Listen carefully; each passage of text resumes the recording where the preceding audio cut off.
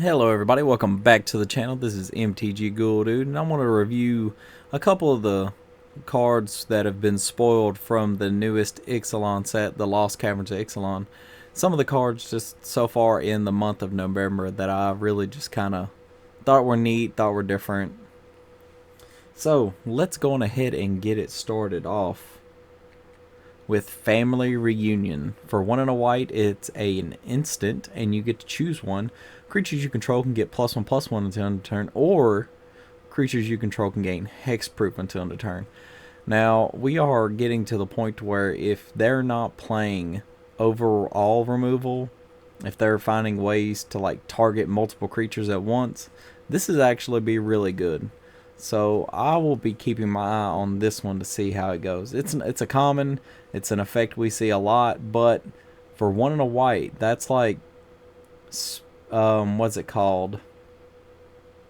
I don't know, Relentless Spirit, the one where you sacrifice and it becomes it's an indestructible effect. But this will help keep your creatures safe if you're like, all right, well, everybody's starting to pop off removal. Let me go on ahead and throw this out before it gets too bad, or after everybody's declared their removal. That's something you can do. On to the next one, Eaten by Piranhas. I love just the art on this card. For 1 and a blue, it is an enchantment aura with flash. That is another thing that I really liked about this card. It has flash. You enchant creature, it loses all abilities, and it's a black skeleton creature with base power and toughness 1/1. I mean, I've seen it get to the point to where you can play if okay, so it's a layer type effect, but because of how it works is an interesting situation.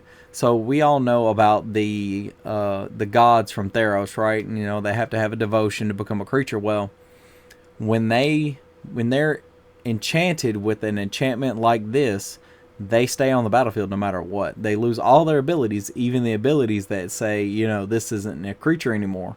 So then it just becomes a vulnerable 1/1 skeleton, which is actually pretty cool if you need to get rid of it, because most of those are indestructible creatures. So I really like these effects that you can do at instant speed. Well, you know, they just played it and they're about to use it like a Xenagos. Well, before their pre-combat, they're right at before their combat phase, Eaten by Piranhas it, and it just becomes a 1/1.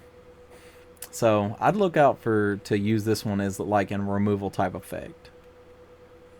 And these are ones that I really thought were interesting. These are enchantments and other like artifacts that have a flip side, that like we seen in Zendikar not too long ago. This card is an enchantment, Grasping Shadows, for 3 and a black. Whenever a creature you control attacks alone, it gains Death Touch and Lifelink to end of turn, which is actually really good if you're like Voltroning or stuff like that. And then you put a dread counter on Grasping Shadows. Then if there are 3 or more dread counters on it, you transform it, and it transforms into Shadow's Lair. It is a land cave type. It has a subtype for cave. So I mean, it's pretty decent, and it comes in untapped. So you tap it for black, and you can also tap a black and tap it and remove a dread counter from it. So all those dread counters you get stays on there, but it also immediately transforms when it gets those dread counters. But you can remove a dread counter from it and you draw a card and you lose a life, which is that for a card. For a counter, if you can find a way to proliferate this is actually really good. You can keep just drawing cards for a black on a land. It kind of reminds me of the enchantment that you do pretty much the same thing. You tap it, you pay a mana, or you pay mana into it, and you draw a card. Tithing Blade for 1 and a black. This is an artifact, and it enters the battlefield. Each opponent sacrifices a creature, and when you craft it with a creature, which is 4 and a black, and craft is a new mechanic that we have just gotten in the set. For 4 and a black, you exile this artifact and exile a creature you control or a creature from your graveyard. So, in that part is very important, because Consuming Sepulcher At the beginning of your upkeep, each opponent loses 1 life and you gain a life.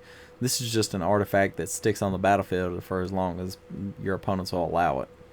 But no matter how many opponents you got, they're all going to lose 1 and you're going to gain 1. So it's a universal effect against your opponents, but beneficial to you.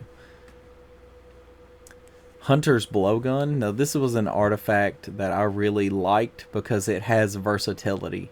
For 1 mana, you get a equipment that equipped creature gets +1/+1, but equipped creature has death touch as long as it's your turn. Otherwise, it has reach. It has this versatility that we usually don't see in an artifact, in an equipment. And for 3 mana, you just make your creature 1 bigger, and it gets death touch or reach any other time, which could be functionally pretty good. Volatile Fault. This is one of those new subtype cave lands that immediately comes in and taps for a colorless, or you can tap 1 and tap it and sacrifice it. Destroy target non-basic land an opponent controls. That player searches their library for a basic land card, put it onto the battlefield, and then shuffle. But here's the kicker. You create a treasure token.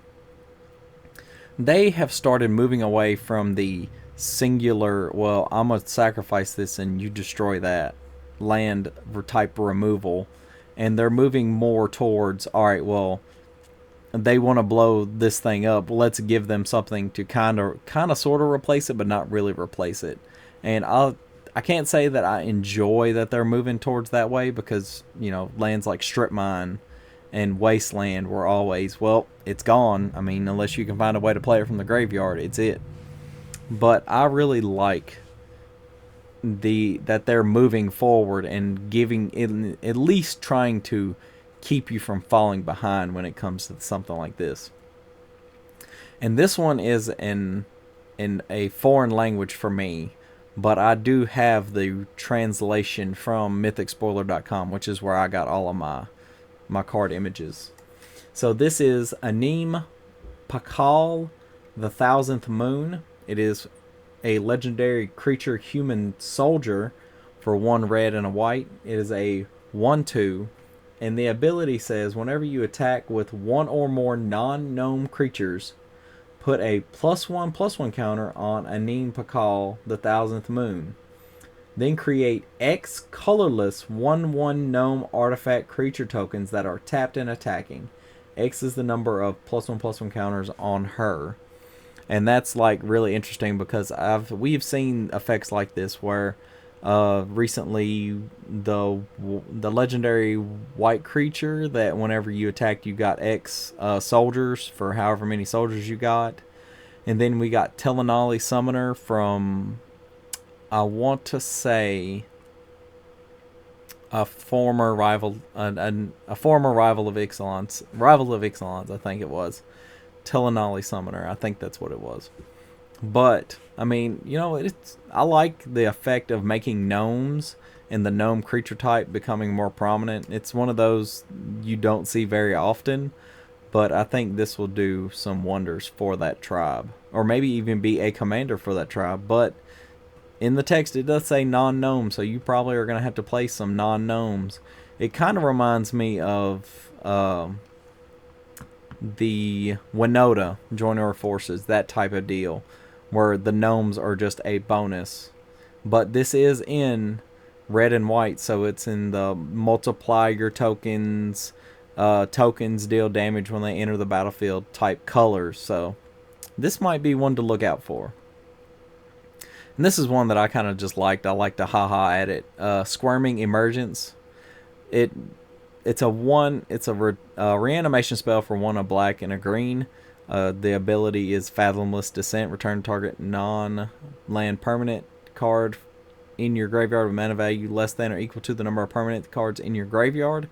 I really grabbed this card, and I love this card for its flavor text. Because if you read the flavor text, it says, due to archaic Brazen Coalition guidelines regarding hats, a few mycoids are now technically pirate captains. And I just love that. It's the flavor of it. And then from the Jurassic Park, we got permission denied for white and a blue. It is a instant. It's a counter target non-creature spell. Your opponents can't cast non-creature spells this turn.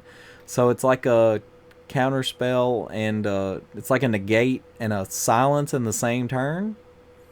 That's actually pretty good. And then we got these gorgeous Jurassic Park lands. The island here is the Megalod.